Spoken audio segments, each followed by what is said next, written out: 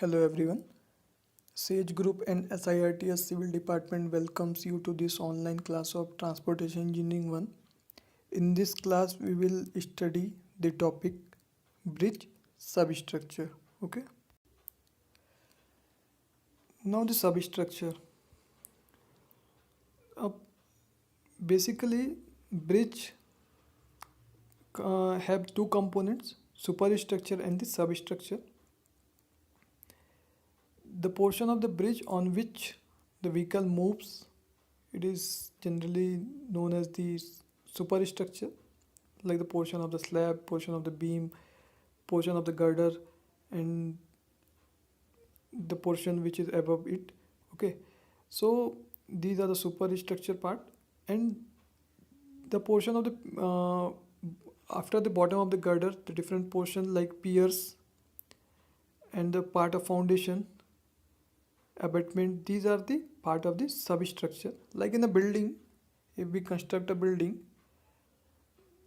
the part of the column and foundation supporting a building is known as the substructure. Similarly, in the bridges, the portion of the piers, which is like column, and the foundation, it is known as the substructure. Okay, the component of bridge up to a level of bearing from bottom is known as substructure. It consists of piers, abutment, wing wall, approaches, and foundation. These are the 5 components of the substructure. We will discuss all of them. First one is the piers. A pier is the intermediate support of a multi-span bridge. Its height generally is kept equal to the height of the abutment. तो piers क्या है? एक intermediate support है bridge में जो हम provide करते हैं. ठीक है. Now the function of the pier. The only purpose of providing piers is to divide the total length of bridge into suitable span with minimum obstruction to the stream or river. तो main purpose जो हमारा piers का है वो ये रहता है कि जो टोटल स्पान है उसको हम नंबर ऑफ स्पान में डिवाइड कर दें, और उस समय हमको ये भी ध्यान रखना होता है कि जो हमारा स्ट्रीम के फ्लो है उसमें ऑब्स्ट्रक्शन मिनिमम रहे, मतलब उसके हमको फ्लो को बहुत ज़्यादा डिस्टर्ब नहीं करना है, और प्रॉपर सपोर्ट भी हमारा ब्रिज को प्रोवाइड करता है. तो इसको ध्यान रखते हुए हम पियर्स को कंस्ट्रक्ट करते हैं. Now the different types of pier. Following are the usual types of the bridge piers which are these. First one is the column bends, second one is the cylindrical piers, third one is dumbbell piers, fourth one is the pile bends, fifth one is the solid piers, and sixth one is the trestle bends. So first one is the column bends. A column bend type of pier is adopted if the longitudinal beam or girder of the superstructure of the bridge are closely spaced. The term bend is used to indicate a supporting frame consisting of the vertical member and braces. तो ये जो figure आपको दिख रहा है यहाँ पर, ठीक है, तो यहाँ पर कॉलम बेंड्स बने हुए हैं. तो कॉलम बेंड्स हम तब बनाते हैं जब हमारा जो ब्रिज है उसमें जो लॉन्गिट्यूडनल बीम्स हैं वो क्लोजली स्पेस्ड रहते हैं, तो उस केस में हम कॉलम बेंड्स बनाते हैं. ठीक है. और कॉलम बेंड्स एक तरह का सपोर्टिंग फ्रेम है जिसमें वर्टिकल मेंबर्स होते हैं और बीच बीच में हम ब्रेसेस भी प्रोवाइड करते हैं. यहाँ पे आपको फिगर में दिख रहा होगा सामने. ठीक है. यहाँ लॉन्गिट्यूडनल बीम्स हैं, लॉन्गिट्यूडनल बीम्स के नीचे ये कॉलम्स हैं. कॉलम्स मतलब पियर्स, और इन्हीं कॉलम्स को हम क्या करते हैं, कनेक्ट कर देते हैं आपस में बाई ब्रेसेस, जिससे क्या होता है बीच में बकलिंग की कंडीशन जो है वो जनरेट ना हो और प्रॉपर सपोर्ट भी हो जाए एक दूसरे से जो भी हमारे कॉलम्स हैं. ठीक है. Next one is the cylindrical piers. The cylindrical pier consists of the mild steel cylinder connected by the horizontal and diagonal bracing as shown in figure. These piers are adopted when foundation are of steel cylinder caisson type. Okay. The concrete is poured in the steel cylinder after being sunk and they support the girder of the bridge through suitable pierings. तो cylindrical piers वो type है जिसमें हम क्या कर रहे हैं, जो हमारा मेंबर्स है सिलेंड्रिकल पियर्स का, ठीक है, उसको हम कनेक्ट कर रहे हैं हॉरिजेंटल एंड डायगोनल ब्रेसिंग से. इस तरह का पियर्स हम तब अडॉप्ट करते हैं जब हमारा फाउंडेशन कैसा है, स्टील सिलेंड्रिकल केसन टाइप का होता है. उसमें क्या करते हैं, कंक्रीट हम पोर करते हैं स्टील सिलेंडर में, जब उसको सिंक कर देते हैं उसके बाद, और उसके बाद जो हमारा सपोर्ट है और गर्डर है वो क्या करता है, फिर उसके बाद वो जो गर्डर को सपोर्ट करता है थ्रू सुटेबल बियरिंग्स। तो इस तरह से हम सिलेंड्रिकल पियर्स इस कंडीशन में प्रोवाइड करते हैं। Now next one is dumbbell piers. The dumbbell pier has the appearance of dumbbell. It is adopted when the superstructure of the bridge is supported on the twin girders. If there are twin girders, then we will use the dumbbell piers. Its appearance is like a dumbbell, so it is known as the dumbbell piers. Okay, a column is provided below each girder, and the column are connected by a thin diaphragm wall along their height. There is thin diaphragm wall is provided, and the two columns are connected by it. Okay, and the shape resembles like a dumbbell, so name is given such. In the figure as you see in the screen, there is elevation and a section of AB. ठीक है. Next one is the pile bent. In case of the pile bent, the girder of the superstructure of the bridge are supported on RCC or the steel piles. The pile bends are used for low piers over unstable or muddy ground. तो इसके पहले हमने जो dumbbell piers पढ़ा था उसमें हमने ये देख लिया कि उसमें डंबल शेप रहता है, दो कॉलम को आपस में कनेक्ट कर देता है थिन डायफ्राम वॉल से. हम नेक्स्ट वन जो है वो पाइल बेंट है. पाइल बेंट में क्या करते हैं, हमारा जो अपर पार्ट है जो ठीक है, उसको क्या कर रहे हैं हम सपोर्ट करते हैं आरसीसी, सुपर स्ट्रक्चर पार्ट को सपोर्ट करते हैं आरसीसी और स्टील पाइल्स का यूज़ करके. और हमको पता है कि पाइल्स को हम वहाँ पे यूज़ कर रहे हैं जहाँ पे मडी ग्राउंड होता है, वहाँ पे ज़्यादातर यूज़ करते हैं हम, या फिर जहाँ पे ब्लैक कॉटन सॉइल इस तरह की सॉइल रहती है जिसका बहुत अच्छा पकड़ नहीं रहती है, जिसके ग्रेन्स इतने मजबूत नहीं रहते हैं जो आपस में अच्छे कनेक्शंस उसमें रहें. ठीक है, तो होल्ड नहीं कर पाते वो बेसिकली ज़्यादा सही तरीके से. तो वहाँ पर हम क्या करते हैं, वहाँ पे पाइल बेंड्स का यूज़ करते हैं. ठीक है. Now solid piers. In case of solid pier, the piers consist of the masonry or cement concrete of solid section throughout the entire length of the pier. Such type of construction of piers is very popular in the bridge construction.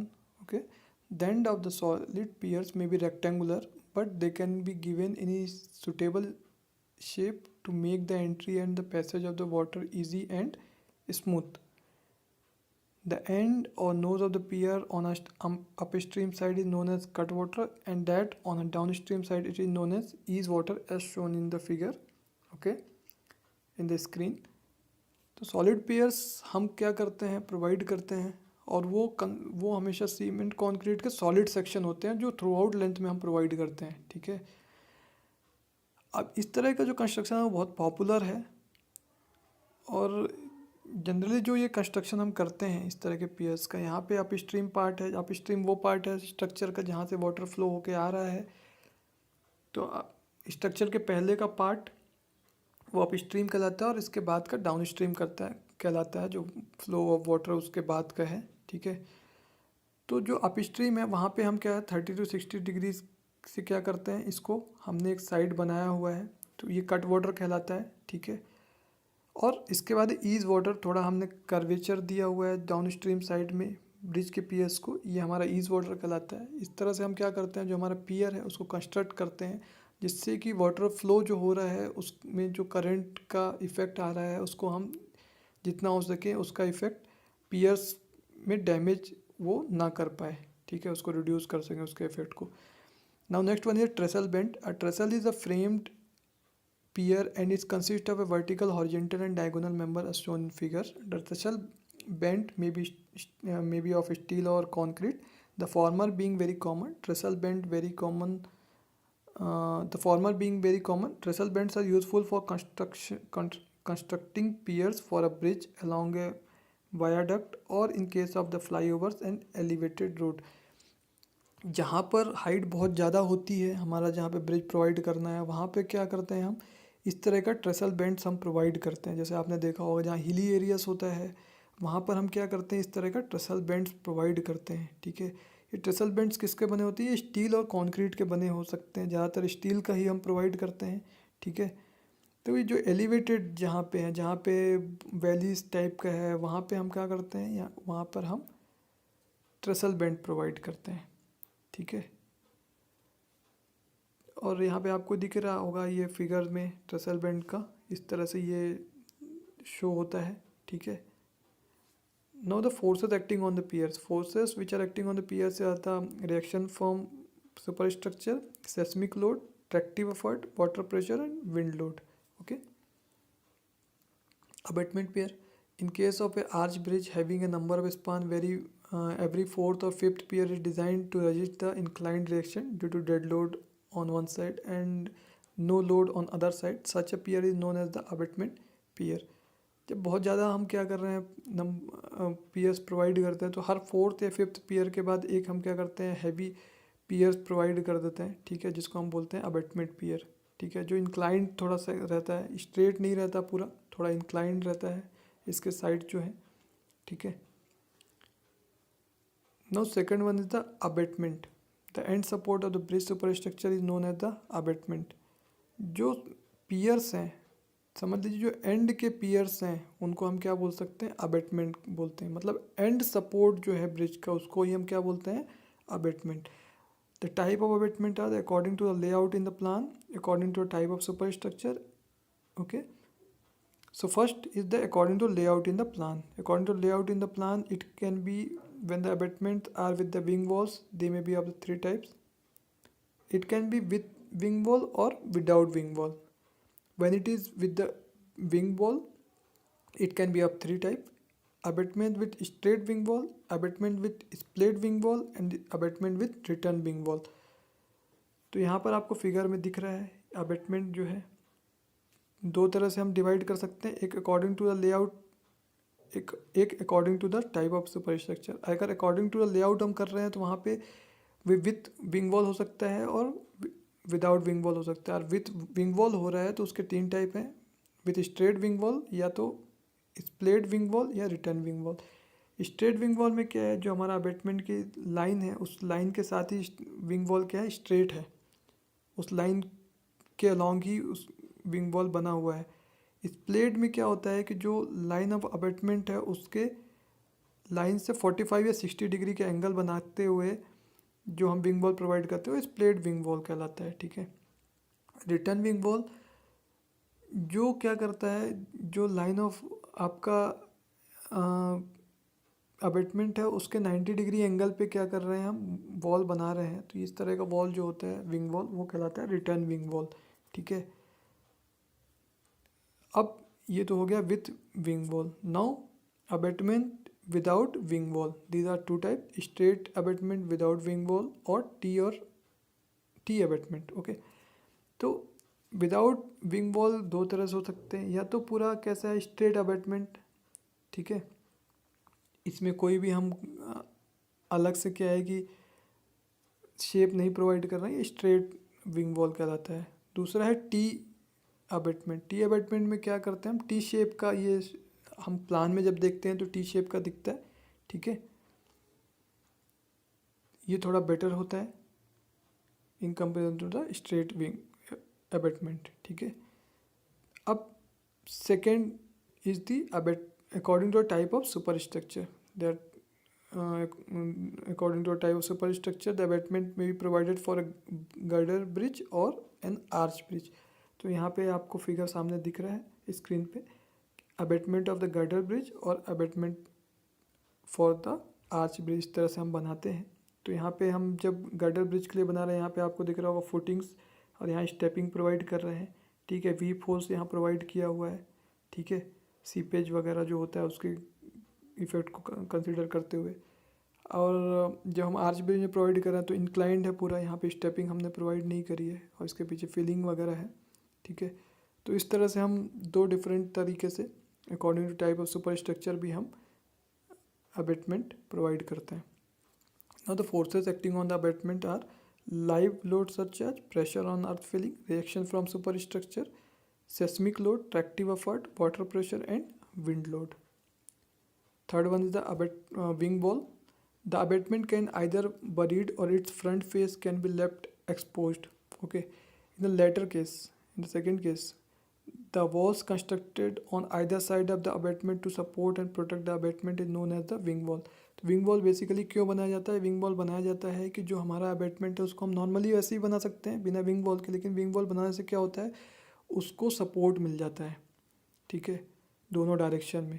तो दोनों direction में support provide करने के लिए हम क्या कर सकते हैं, विंग वॉल प्रोवाइड करते हैं। और ये किससे सपोर्ट देता है? वो एम्बैंकमेंट जो होता है पीछे आपका, ठीक है, सॉयल जो होती है उसको भी प्रोटेक्ट करता है, अबैटमेंट को सपोर्ट भी देता है, इसलिए विंग वॉल बनाई जाती है। अब विंग वॉल नाम क्यों दिया गया? क्योंकि जैसे एक बर्ड है उसके विंग्स होते हैं, तो उसी तरीके से इसका शेप भी उससे रिजेंबल करते हुए रहता है, इसलिए इसको विंग वॉल बोला जाता है।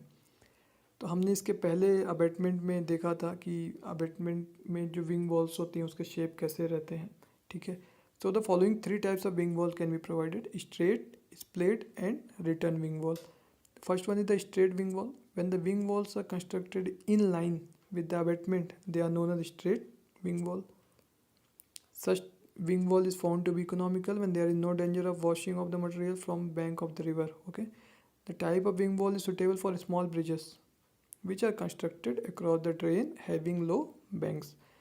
Second one is the splayed wing wall. When wing wall are given inclination in plan, they are known as splayed wing wall. The splay or inclination is usually 45 degree, and such type of wing is helpful because it is necessary for the splayed wing wall to have additional protection such as rubble filling and pitching of the embankment. Third one is the return wing wall. When the angle of splay becomes 90 degree, the wing walls are known as the return wing walls. Such wing walls are preferred to the splayed wing walls in case of very high embankment. These walls confine the formation of the approaches and add to their strength. तो ये तीन तरह के wing wall होते हैं। Straight wing wall in line with the embankment बनाया जाता है। स्प्लेड विंग वॉल जो लाइन है एम्बैंकमेंट की इसके उससे 45 या 60 डिग्री पे बनाया जाता है, ठीक है। और return wing wall 90 degree angle पे रहता है जो हमारा लाइन ऑफ अबैटमेंट है उससे।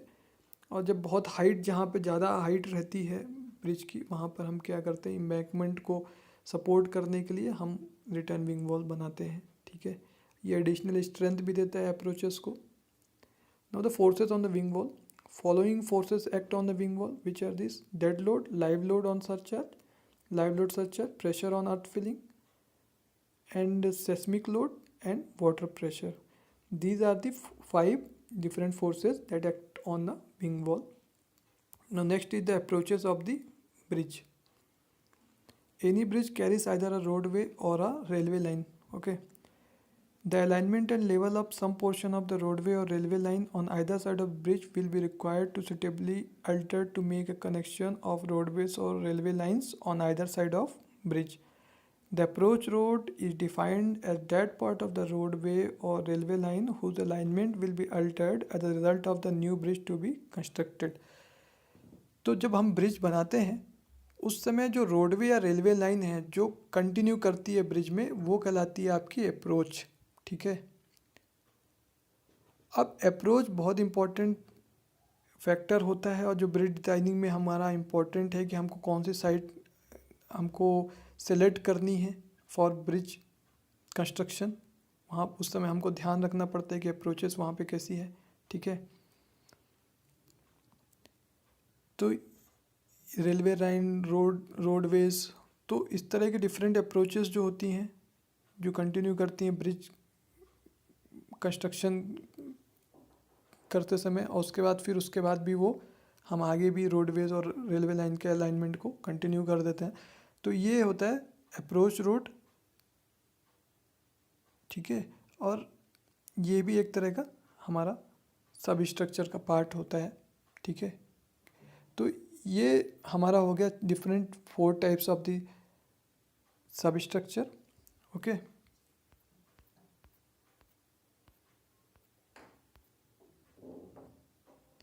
एंड फाउंडेशन, इसके बारे में हमने पहले ही पढ़ लिया था। फाउंडेशन मतलब वो पार्ट जो हमारा पूरी बिल्डिंग के लोड को क्या करता है, डिस्ट्रीब्यूट कर रहा है, ठीक है। तो according to location, stability and settlement, these are the 3 factors and requirements which are to be fulfilled for a better foundation. तो ये डिफरेंट हमारे जो सब स्ट्रक्चर के कंपोनेंट है ये हमने अब पढ़ लिया है, ठीक है।